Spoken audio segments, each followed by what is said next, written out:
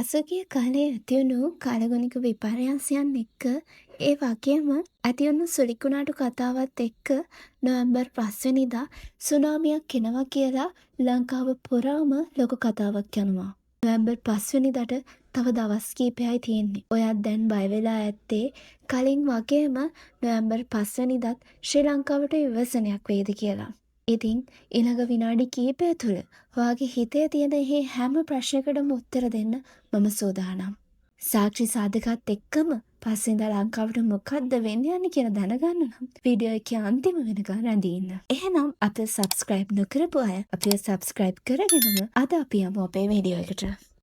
මොකද්ද මේ සරලවම සුනාමියක් කියලා අපි කියන්නේ?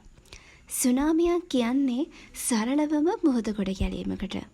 ඔබට මතක ඇති ශ්‍රී ලංකාවෙත් 2004 දෙසැම්බර් 26 වන දින ලංකා වාසීන්ට අඳුරු මතක රැසක් ඉදිරි කරමින් සුනාමියක් පැමිණියා. කොහොමද මේ සුනාමියක් ඇති වෙන්නේ? සුනාමියක් ඇති වෙන්න බලපාන ප්‍රධාන සාධක කිහිපයක්ම තියෙනවා.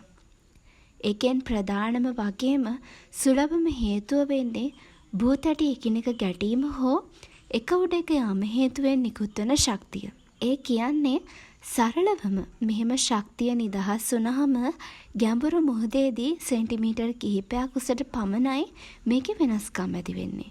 හැබැයි ඒ සෙන්ටිමීටර් කිහිපයම ගොඩබිම දෙසට එනකොට ක්‍රමයෙන් නොනවතී තවදුරටත් ඉහළ යාම සිද්ධ වෙනවා.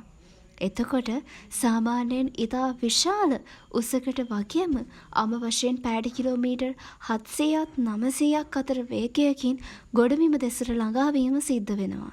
ඒ වගේම සුනාමි ඇතිවෙන්න තව ප්‍රධාන හේතුවක් වශයෙන් අපිට හඳුන්වා දෙන්න පුළුවන් සාගර අභ්‍යන්තරයේ සිදුවන ගිනි කඳු පිපිරී යාම හෝ මුහුද ආශ්‍රිතව ඇතිවන්නා වූ ගිනි කඳු පිපිරී යාම.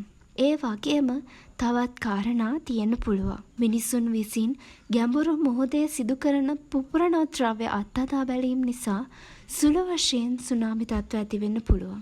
ඒ වගේම උල්කාපාතයක් මුහුදට කඩා වැටීම වගේ දේවල් නිසාත් සුනාමි ඇති වෙන්න පුළුවන්. ඒ වගේම ඔබ දන්නවාද? අඟහරුවල ජීවය නැතිවීමට බලපෑවායයි සැලකන ප්‍රධාන සාධක අතර අඟහරුවල පිහිටි සාගරයට විශාල උල්කාවක් කඩා වැටීම නිසා මේගා සුනාමි තත්ත්වයක් ඇති වුණායයි විද්‍යාඥයන් හොයා දක්වනවා. සුනාමිය කොච්චර දරුණුද කියලා මම අමුතුවෙන් කියන්න ඕනි නෑනේ. හරි.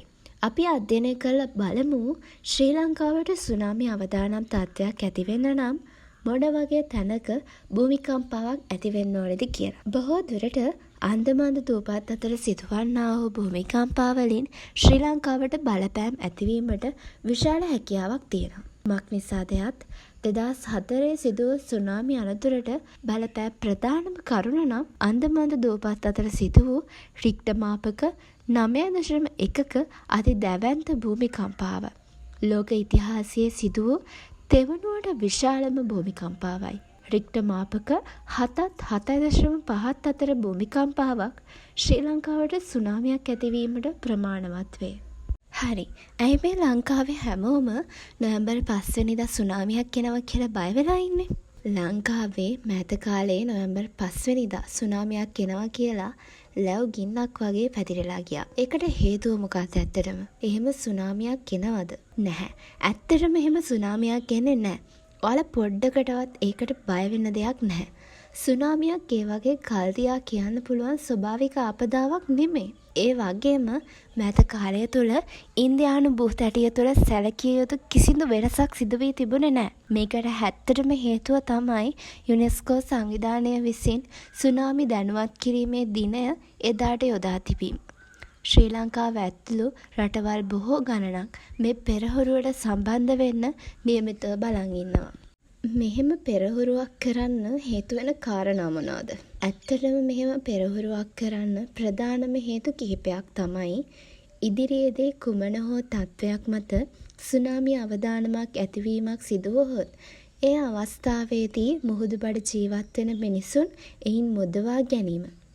දැනට ඔප්පු වී ඇති ආකාරයට මෙලෙස කිරීමෙන් හදිසි ආපදා තත්ත්වයකදී 80%ක් පමණ ජනතාවක් කිසිදු උපද්‍රවයකින් තොරව එයින් මුදවා ගැනීමට හැකියාවක් ඇති බවයි. එම හේතුව නිසා සෑම වසරකම ශ්‍රී ලංකා ආපදා කළමනාකරණ මධ්‍යස්ථානය විසින් වසරකට වරක් මෙවැනි පොරහරුවක් පවත්වනවා. වෙරළ ආශ්‍රිත ඇති සුනාමි ඇඟවීමේ සීනු නාදවීම එමගින් ඒවාද පරීක්ෂාවීමකට ලක්වෙනවා. මේකත් හරියට ෆයර් ඩීල් එකක් වගේම පෙර සූදානමක්. මෙහිදී මුලින්ම ජලයෙන් යටවෙන්නේ මොන ප්‍රදේශයද?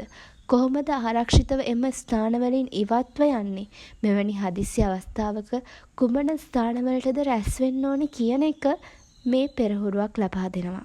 මෙවැනි පෙර සූදානමකට හේතුවක් තමයි මෑත කාලීනව ලොව පුරා ඇති වූ සුළු ප්‍රමාණයේ සිට විශාල ප්‍රමාණයන් දක්වා සිදු වූ භූකම්පන. ලොවම මේ මොහොත වන විට ඒ සම්බන්ධව අවධානය යොමු කරමින් සිටින බවට මෙයින් පෙනී යනවා. සුනාමියක් එනවා කියනක කොහොමද කලින් අඳුරගන්නේ? ප්‍රධානවම අති විශාල ප්‍රමාණයේ භූකම්පනයකදී සුනාමියක් ඇතිවීමේ හැකියාව ඉහළ යනවා. ඒ වගේම එකවරම මුහුද ජලය සිඳී යනවා.